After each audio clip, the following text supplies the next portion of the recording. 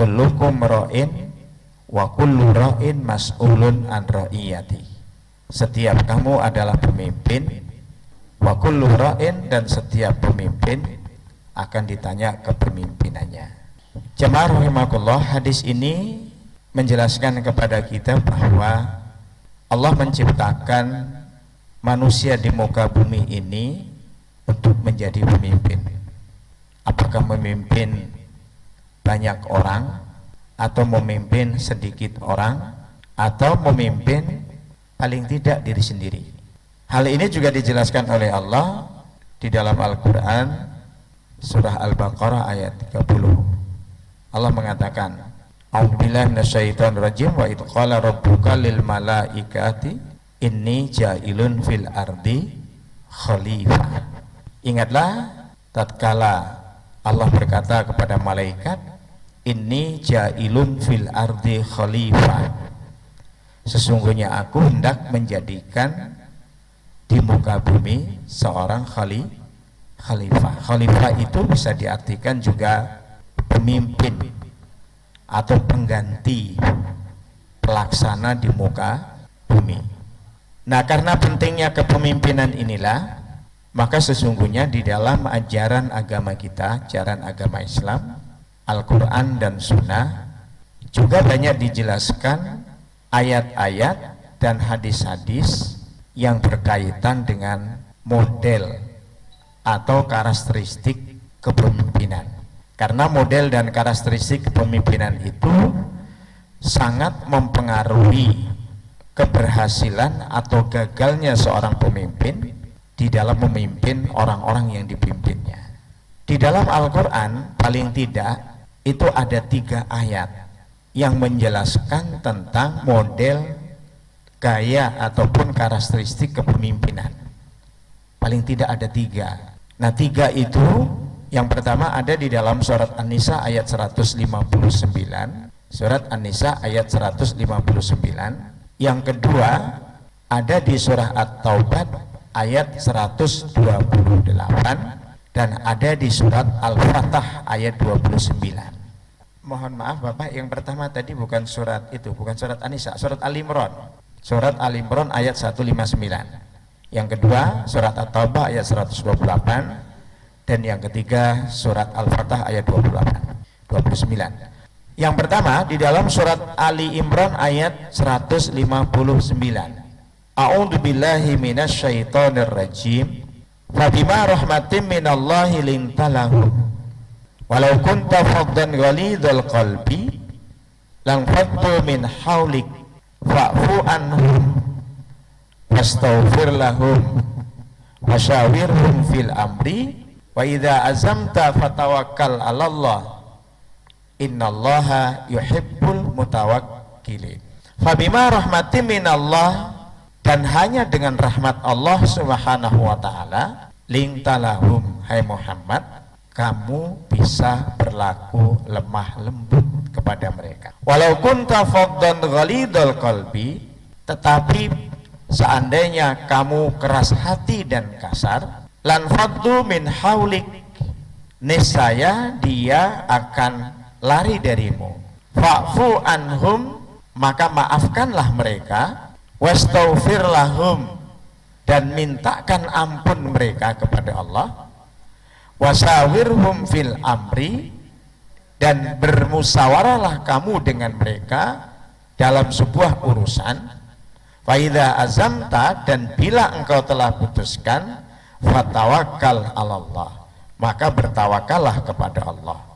Innallaha yuhibbul mutawakkilin, sesungguhnya Allah menyukai orang-orang yang bertawakal. Ada beberapa model kepemimpinan atau karakteristik kepemimpinan yang dijelaskan oleh Rasulullah, oleh Allah Subhanahu wa taala di dalam ayat 159 surat Ali Imran.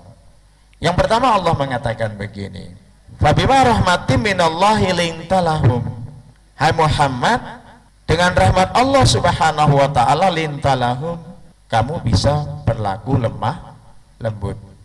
Jadi model kepemimpinan, karakteristik kepemimpinan Nabi itu adalah kepemimpinan yang lemah lembut. lemah lembut itu bukan berarti tidak berdaya, Bapak. Tapi lemah lembut itu menyangkut kondisi hati. Jadi menyangkut kondisi hati. Dan di situ sudah Allah sebutkan bahwa lemah lembut itu dibentuk karena pemberian Allah. Jadi dibentuk karena pemberian Allah, bukan direkayasa. Sekarang itu banyak orang yang suka lemah lembut tapi dibuat-buat, pura-pura bahasanya itu. Pura-puranya lemah lembut, padahal sebenarnya dia itu kasar sebenarnya. Dibuat-buat. Atau kalau bahasa yang sering kita dengar itu pencitraan. Oh, pencitraan. Pura-pura lemah lembut. Jadi lemah lembut itu sikap yang terbentuk karena apa? Karena kedekatan hatinya dengan Allah, bukan karena dibuat-buat. Jadi bukan karena dibuat-buat. Lintalahum. Jadi dengan rahmat dari Allah Subhanahu wa taala, dengan kasih sayang Allah Subhanahu wa taala, lintalahum, hai Muhammad, kamu bisa berlaku lemah lembut. Maka kalau orang ibadahnya itu bermasalah, imannya itu bermasalah, sholatnya bermasalah, tentu tidak akan sanggup berlaku lemah lembut, karena itu terbentuk melalui serangkaian ibadah. Nabi contohnya, walau kunta faddan ghalidhal qalbi, andaikan kamu kasar, bengis, keras hati. Kasar itu bisa diwujudkan dalam bentuk perkataan, Bapak, juga bisa diwujudkan dalam bentuk perbuatan. Ada gaya kepemimpinan, begitu anak buahnya melanggar, awas kamu tidak beres, tidak becus semua kerja, saya pindah kamu ke Papua. Lah kayak begitu tuh apa gitu tuh, saya pindah kamu ke Papua. Coba kayak begitu itu, ditunjuk-tunjuk anak buahnya semua satu-satu, kamu saya mutasi kamu ke Papua kamu. Lah kayak begitu tuh kan, bagaimana bisa lemah lembut yang seperti begitu? Yang satu pura-pura halus, yang satu ditampakkannya memang kasar. Beda, memang duanya itu berlawanan gitu ya. Nah, itu satu contoh gitu ya. Jadi satu contoh. Itu bukan menunjukkan sebuah kehebatan, bukan. Kalau pada zaman Nabi, Pak, karena ayat ini turun dalam kasus bahwa Nabi juga sedang membenahi umat yang pada waktu itu rata-rata mereka baru masuk Islam. Nabi tidak kasar memang. Tapi kalau PNS digitukan kan ya memang nurut aja, Pak. Kalau enggak punya kerjaan dia. Saya buang kamu ke Papua. Oh, tertunduk dia bilang begitu itu langsung. Saya pindah kamu ke Papua. Enggak ada yang berani lawan. Memang enggak lari, mau lari kemana? Jadi enggak akan lari dia. Nah, jadi Quran mengajarkan apa? Sebaiknya dalam sebuah proses kepemimpinan itu hindarkan dari kekasaran yang timbul karena hati kita jauh dengan Allah. Lan faddu min haulik. Kemudian berikutnya, fa'fu anhum, hai Muhammad, maafkan dia.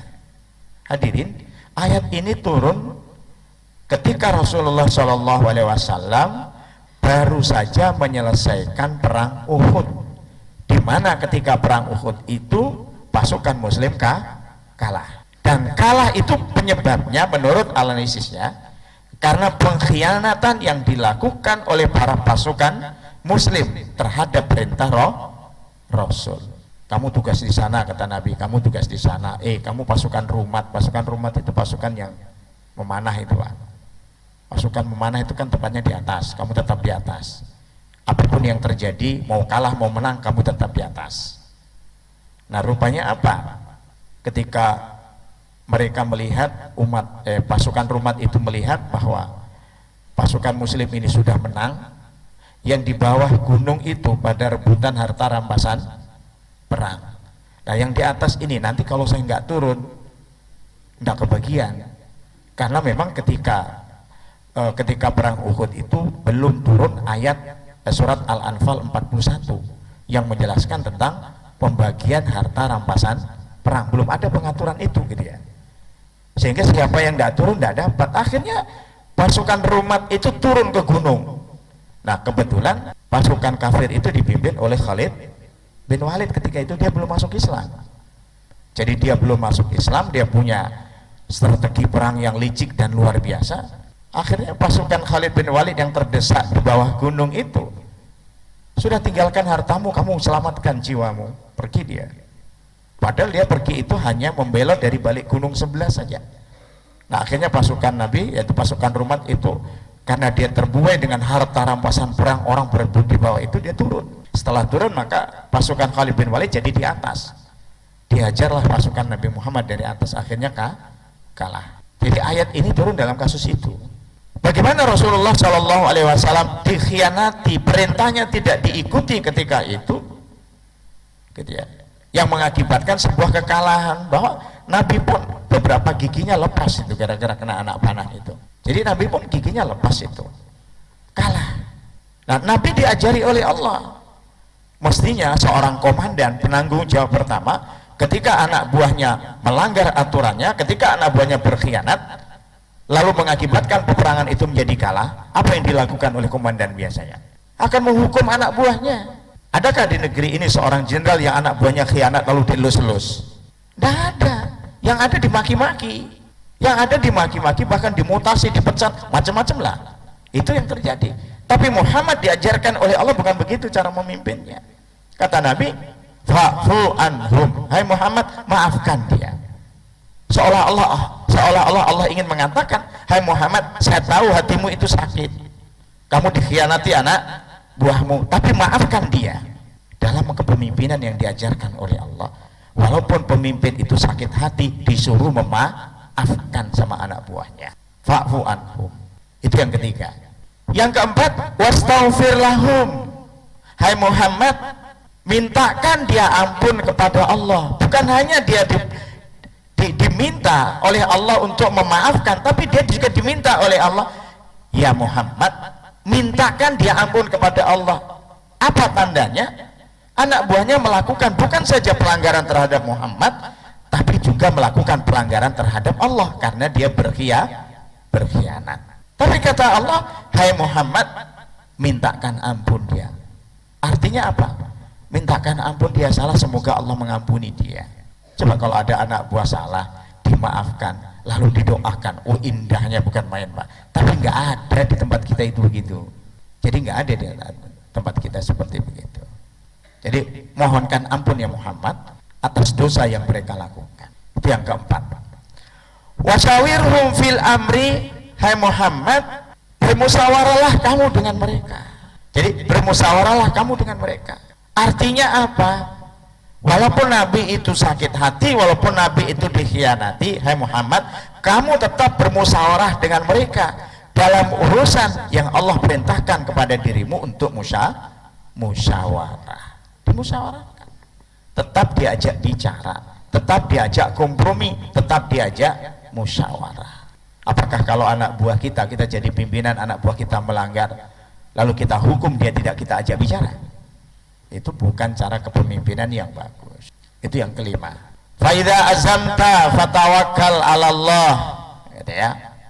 Yang keenam, faidha azamta, hai Muhammad, ketika itu telah kamu putuskan, artinya konsisten kamu. Ini yang sulit Bapak, membuat keputusan. Semua orang yang terlibat dalam keputusan itu konsisten, itu sulit. Orang itu paling banyak bisa ngomong tapi nggak bisa berbuat. Yang paling banyak bisa bicara tapi nggak bisa berbuat, atau mau bicara tapi tidak mau berbuat paling banyak. Tapi Nabi diajarkan, faidha azamta, hai Muhammad, kalau telah kau putuskan, engkau hendaklah konsisten dengan keputusan itu. Jadi engkau konsisten dengan keputusan itu. Kemudian yang ketujuh, fatawakkal 'alallah, serahkan urusan itu kepada Allah, tawakal kepada Allah. Nah, ayat ini mengajarkan kita pada poin yang ketujuh apa? Sehebat-hebatnya orang memimpin, sehebat-hebatnya orang membuat keputusan, pasti ada sisi dan titik lemah. Maka diperintahkan agar hasil musyawarah itu ditawakalkan kepada Allah, serahkan kepada Allah. Karena sudah berbuat, sudah berusaha semaksimal mungkin, hasilnya silahkan Allah yang menentukan. Tidak boleh juga kita merasa kita sudah melakukan itu semua, kita merasa sempurna, nggak bisa. Di dalam hidup ini kita yang berbuat, kita yang berusaha, Allah yang menentukan hasilnya. Kalau memang ternyata sesuai dengan harapan kita, ya kita bilang alhamdulillah. Tapi kalau memang tidak sesuai dengan harapan kita, Ya kita mesti sabar di dalam hidup ini. Jadi ada 7 di situ yang Allah jelaskan. Itu pada surat Ali Imran ayat 159. Kemudian ayat yang kedua yaitu surat At-Taubah ayat 128. Ini juga tentang karakteristik dan itu menyempurnakan dengan ayat 159 tadi surat Ali Imran. A'udzubillahi minasyaitonirrajim. Laqad ja'akum rasulun min anfusikum azizun 'alaihi ma 'anittum harisun 'alaikum bil mu'minina raufur rahim. Laqad ja'akum, dan sungguh telah datang kepadamu rasulun min anfusikum, seorang rasul dari kelompokmu, dari bangsamu sendiri. Azizun 'alaihi ma 'anittum, dia merasakan berat penderitaanmu. Harisun 'alaikum, berharap atas kebaikan kamu. Raufur rahim, dia orangnya adalah penyayang. Jadi ada 3 di dalam ayat itu yang Allah jelaskan. Yang pertama, sifat Rasul atau karakteristik kepemimpinan Rasul di dalam ayat itu adalah azizun 'alaihi ma 'anittum. Pemimpin itu, Rasul itu azizun 'alaihi ma 'anittum. Dia merasakan penderitaan yang kamu rasakan. Ayat itu menjelaskan pemimpin itu penderitaannya harus sama dengan orang yang dipimpin. Kalau yang dipimpin miskin, yang memimpin juga mestinya miskin. Kalau yang dipimpin miskin, yang memimpin kaya, melanggar ayat ini. Kalau yang dipimpin itu menderita karena terzalimi, yang memimpin itu harus merasa dirinya terzalimi. Hadirin, ini dicontohkan Rasulullah itu luar biasa Bapak, ayat ini. Ketika Rasulullah Shallallahu Alaihi Wasallam berdakwah di kota Makkah pada awal perkembangan Islam, tekanan orang-orang kafir terhadap Nabi dan kelompoknya itu dahsyatnya luar biasa. Ada yang disiksa, ada yang dibunuh, ada yang dilecehkan. Itu terjadi. Nabi melihat itu. Orang-orang yang baru masuk Islam yang dipimpin Nabi itu, Nabi pemimpinnya, itu mengalami penderitaan yang dahsyat ketika dia tinggal di kota Mekah. Akhirnya Nabi harus memutuskan. Apa diputuskan? Kamu yang lemah-lemah itu menghindar dulu. Artinya dihindarkan dulu, dilindungi dulu. Maka sahabat Nabi, orang-orang yang baru masuk Islam itu, yang tak sanggup untuk melawan penderitaan itu, kamu hijrah saja. Kemana? Ke Habasyah kamu. Habasyah itu sekarang Ethiopia Pak. Jadi Nabi menunjuk, bawa dia ke Habasyah. Ini orang-orang yang tak sanggup bertahan di sini. Selamatkan dia terlebih dahulu. Karena bahaya sedang mengancam umat Islam. Maka kelompok mereka yang lemah-lemah itu dikawal yang kuat-kuat, ditunjuk oleh Nabi. Untuk apa? Untuk hijrah ke Ethiopia, ke Habasyah. Mekah Habasyah itu hampir 1000 kilo Pak panjangnya. Disuruh jalan kaki. Ya memang tidak ada kendaraan lain, jalan kaki. Tapi diselamatkan oleh Rasulullah Shallallahu Alaihi Wasallam. Artinya apa? Ini namanya azizum ma'anittum. Dia merasakan penderitaan, maka dilindungi dulu yang lemah-lemah itu. Ada nggak pemimpin sekarang? Kalau negeri ini bahaya, yang diselamatkan rakyatnya dulu? Nggak ada itu Pak. Pimpinannya dulu yang diselamatkan. Ya, rakyatnya mati semua nggak apa-apa. Yang penting pimpinannya tidak mati-mati. Nah bisa seperti begitu. Contoh Nabi, selamatkan dulu yang lemah. Nabi tetap bertahan, walaupun Nabi dimusuhi luar biasa. Ini kan luar biasa contoh seperti begini. Azizum ma'anittum. Nabi mengalami penderitaan yang luar biasa ketika terjadi perang Khandaq. Perang Khandaq itu perang parit Pak. Ketika Rasulullah harus menghadapi pasukan dari luar Madinah atas usul Salman Al-Farisi. Usulnya apa? Ya Rasulullah, kita tetap bertahan di Madinah, kita menggali parit saja, kita kelilingi parit supaya kudanya orang tidak bisa masuk kota Madinah, supaya untanya para musuh tidak bisa masuk. Menggali parit, lebarnya 5 meter, dalamnya 3,5 meter, panjangnya 5 kilo. 5 kilo panjangnya Pak. Itu dikerjakan oleh Rasulullah pada waktu bulan Ramadan Pak itu. Siangnya kerja, malamnya nggak ada buka Pak. Nggak ada makanan. Apa mau dimakan? Sahabat Nabi itu ngeluhnya luar biasa. Ya Rasulullah, saya lapar, saya lapar. Nabi nggak bisa ngomong apa-apa. Saya lapar. Ditunjukkan itu, diganjal batu itu anak buahnya. Ya Rasulullah, lihat perutku lapar, ceking. Ada ganjalan batu. Nabi tidak marah. Kalau kamu ganjalnya 1, aku 2 ganjalnya. Apa tandanya itu?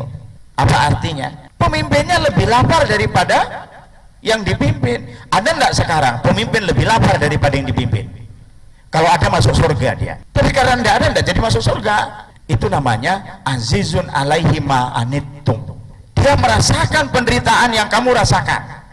Jadi merasakan penderitaan yang dirasakan. Itu pemimpin idealnya itu seperti itu, gitu ya. Coba para pemimpin kalau ngaji gitulah sadar dia. Tapi nggak pernah mau ngaji ya susah jadinya, gitu ya. Nggak paham akhirnya. Nah itu yang pertama, gitu ya. Orang bilang itu sekarang ada istilah sense of crisis, gitu ya. Sense of crisis itu artinya seorang pemimpin itu harus merasakan, gitu ya. Kalau yang dipimpin krisis ya dia krisis juga. Bukan yang dipimpin krisis dia tetap makmur, gitu ya. Tidak boleh seperti begitu, gitu ya. Yang kedua, harisun alaikum. Harisun alaikum. Dia amat berkeinginan menjadikan kamu itu tentram. Dia melindungi kamu agar kamu tentram. Pemimpin itu harus melindungi orang yang dipimpin. Satu ketika Umar bin Khattab itu ketika menjadi khalifah, dia dilapori ajudannya, "Hai Amirul Mukminin, ada salah satu jalan sisi kota Madinah itu lubang, besar lubangnya, dan sudah ada orang yang terperosok ke dalam situ." Apa kata Umar? Itu segera dibaikin. Nanti kalau ada satu orang terperosok situ, nyawanya hilang, mati gitu ya. Nanti di akhirat itu akan ditanyakan oleh Allah kepada saya. Kata Umar bin, sekarang tuh banyak gitu kan, jalan rusak, orang kecelakaan ya benoai gitu ya. Kan nggak bisa begitu gitu loh. Itu tanggung jawab. Orang diseruduk mobil terus mati di situ. Itu kan nggak bisa seperti itu gitu ya. Harisun alaikum. Jadi dia menginginkan agar orang yang dipimpinnya itu bahagia, senang. Raufur Rahim yang ketiga di dalam ayat itu Allah katakan, Raufur Rahim, maha pengasih penyayang. Jadi seorang pemimpin itu tidak boleh bengis, tidak boleh kasar, tidak boleh sadis, tapi dia raufur. Raufun itu artinya dia punya kasih sayang luar biasa yang diimplementasikan dalam bentuk kebijakan-kebijakan. Jadi nggak boleh kita membuat kebijakan orang enak kita jadi menderita, nggak boleh begitu. Emangnya kalau kita jadi pemimpin itu yang mau kita buat kaya siapa? Orang lain kan rakyatnya. Lah kalau orang lain yang di itu ya, itu namanya bukan pemimpin kita. Tapi memang sulit mencari pemimpin yang seperti ini sulit. Itu harus dilandasi dengan pemahaman agama yang baik, gitu ya. Nah, kemudian di dalam penjelasan berbagai hadis, Nabi itu juga punya gaya kepemimpinan yang apa? Sesuai dengan sifatnya. Sidik, amanah, tablik, fatonah. Sidik itu artinya Nabi itu dalam memimpin senantiasa jujur. Artinya kalau ada ya dibilang ada, kalau enggak ya enggak. Bukan enggak ada tapi dibilang ada tapi dibilang enggak ada. Enggak boleh begitu. Amanah itu menunaikan tugas. Artinya apa? Sebuah kepemimpinan itu adalah amanah, bukan rahmat. Jadi kepemimpinan itu adalah amanah, bukan rahmat. Coba ketika Umar bin Khattab itu dibaiat dia menjadi khalifah untuk menggantikan Abu Bakar, lalu dia sampaikan, "Hai kaumku, aku bukan orang yang terbaik di antara kamu, tapi kalian menunjuk aku sebagai khalifah, sebagai pimpinan. Maka kalau perkataanku benar dan baik, ikuti. Tapi kalau perkataanku buruk, silahkan koreksi, tegur aku." Sekarang tuh nggak ada begitu. Ada dulu di awal-awal, silahkan demo saya. Begitu di demo muyak juga. Anda bisa begitu. Jadi pemimpin demo saya. Kangen saya nggak di demo. Begitu di demo muyak juga, tangkapin juga. Itu namanya pura-pura, itu namanya begitu. Nggak boleh begitu kita. Jadi kita nggak boleh seperti begitu, gitu ya. Amanah, tablik, menyampaikan, ya disampaikan aja. Fatonah, pemimpin itu mesti cerdas. Tanya, bagaimana Pak, menurut Bapak kasus ini belum selesai. Nanti jawabannya. Ngono kuwi apa jawaban begitu itu? Lain kali jawabannya. Oh ditanya loh kan. Lain kali jangan. Itu menunjukkan kenampakan ketidakmampuan begitu ya. Itu bukan lucu, tapi menunjukkan kualitasnya sampai di situ saja memang. Mikir agak kencang sedikit nggak kuat. Ya enggak usah jadi pimpinan kalau begitu. Jadi begitu. Itu sidik, amanah, tablik, fatonah. Kemudian satu hal lagi ayat gitu ya, dalam surat Al-Fatah ayat 29, Muhammadur Rasulullah walladzina ma'ahu asyidda walal kufar ruhama bainahum. Muhammad itu adalah Rasul Allah, walladzina ma'ahu, dan orang-orang yang bersamanya asyidda walal kufar, adalah orang-orang yang keras terhadap kekafiran. Hadirin, ayat ini sering ditafsirkan orang beda Bapak. Sehingga ayat ini kalau ditafsirkan orang beda-beda, maka dengan ayat ini orang akan terjadi gesekan sosial yang kuat. Yang pertama, Muhammadur Rasulullah walladzina ma'ahu asyidda 'alal kuffar. Muhammad itu adalah Rasulullah, orang yang bersamanya itu keras terhadap kekafiran. Keras terhadap kekafiran itu bukan berarti menambahkan wajah garang, setiap orang yang berbeda agama dihabisin, bukan begitu artinya ayat itu. Artinya Allah mengajari Nabi dalam persoalan akidah itu memang harus hitam putih. Tahu hitam putih Pak ya? Nggak boleh jadi abu-abu, itu nggak boleh. Namun demikian di dalam Islam itu bukan berarti tidak memberikan kebebasan.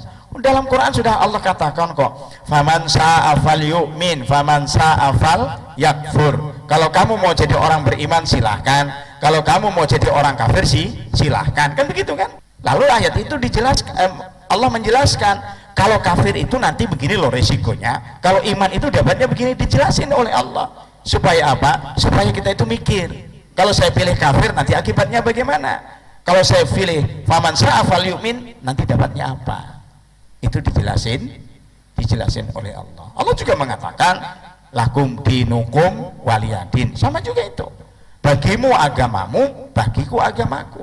Artinya apa? Asyidda 'alal kufar itu ya ayat-ayatnya itu termasuk di dalamnya gitu ya.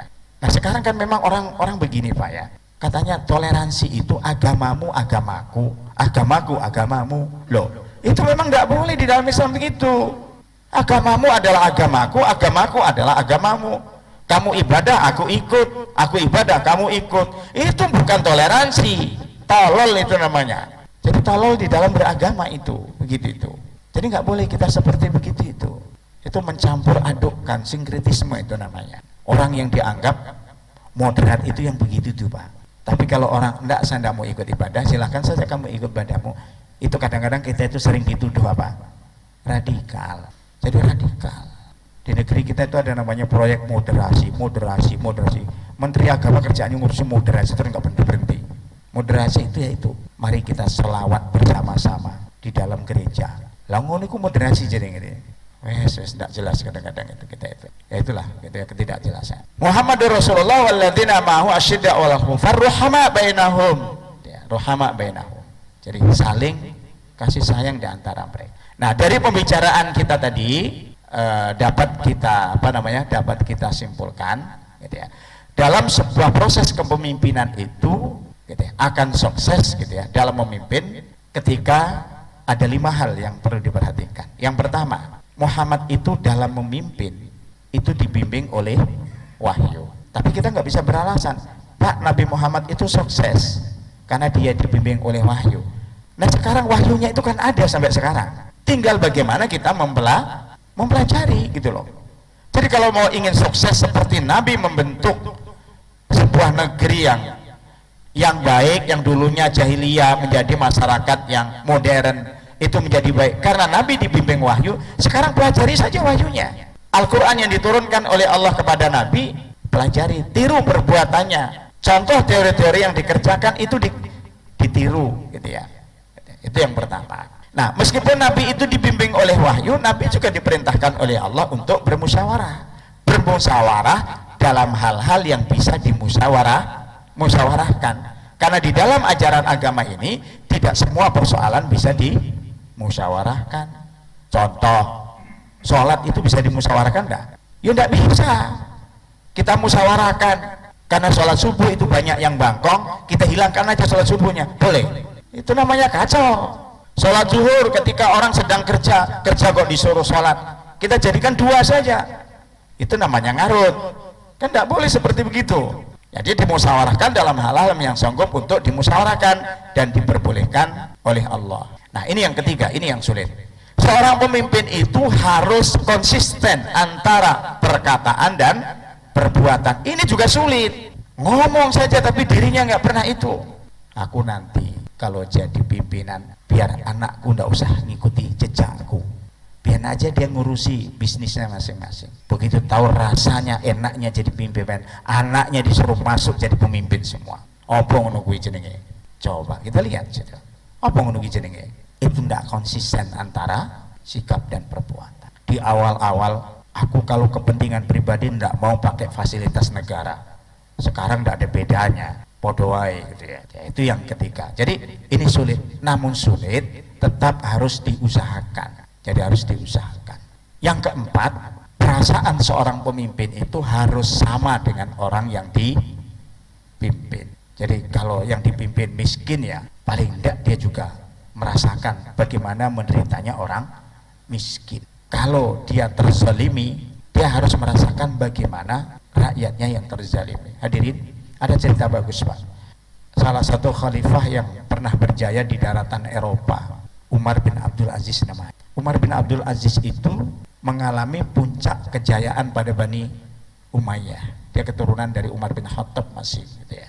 Satu ketika sebelum dia menjadi khalifah, yaitu khalifah yang sebelumnya, Khalifah Sulaiman namanya, itu meninggal. Dia ngurusi jenazahnya, diurus ke sana kemari sampai 2 hari. 2 hari itu dia nggak tidur, bahkan makan pun tidak. Begitu selesai memakamkan khalifah yang sebelumnya itu, lalu dia mau istirahat sebentar. Baru saja kepalanya mau menyentuh bantal, dia dipanggil sama anaknya, "Hai bapakku, apa yang mau kamu laksanakan?" "Hai anakku, saya sudah 2 hari nggak tidur, saya coba mau tidur saja sebentar setelah mengurusi jenazah pamanmu. Sudahkah kau selesaikan perkara-perkara yang menyangkut rakyatmu, yang hari ini ada yang dizalimi, ada yang dirampas haknya, ada yang hutangnya belum dibayar?" Akhirnya Umar bin Abdul Aziz itu nggak jadi tidur Pak. Dikumpulkan seluruh rakyatnya, "Hai rakyatku, sekarang yang memimpin adalah aku. Kalau ada di antara kamu dizalimi, laporkan sama aku, akan aku selesaikan hari ini juga." Ada kira-kira pemimpin begini? Sulit Pak. Kamu mau dizalimi terserah aja, urusan yang penting saya tetap enak. Kan banyak pemimpin yang kayak seperti ini. Itu yang. Kemudian yang kelima, pemimpin itu harus lebih tenang. Harus lebih tenang. Lebih tenang tuh gini, sudah tahu ini sebentar lagi akan krisis. Nggak usah ditakut-takuti rakyatnya. "Hei, sebentar lagi krisis, hati-hati kamu. Hati-hati itu. Nanti sebentar lagi tahun depan krisis luar biasa." Ya nggak usah begitulah. Kalau ada yang menderita, ada yang sulit, dia saja yang tahu. Rakyatnya itu ditenangkan dulu, tenangkan dulu. Ini sudah besok hari saya nggak bisa makan, dibilang besok lagi krisis, tambah stres dia. Sudah miskin, stres lagi. Nah, itu tambah bikin nggak karu-karuan itu. Kayak pemimpin bukan seperti itu. Jadi dia harus lebih tenang. Udahlah, biar aja berat. Dia saja yang tahu, rakyatnya nggak usah tahu. Biar rakyatnya tenang bekerja. Nanti kalau dibilang nanti tahun depan krisis, orang itu mikirnya beda-beda Pak. Jadi nanti pekerjaanku hilang semuanya itu karena krisis. Nah, kan jadi tidak karu-karuan. Nah, paling tidak ada 5 hal itulah yang bisa kita simpulkan dari 3 ayat di atas. Semoga yang sedikit ini ada manfaatnya. Dan Allah ya kum ajmain wa minkum. Assalamualaikum warahmatullahi wabarakatuh.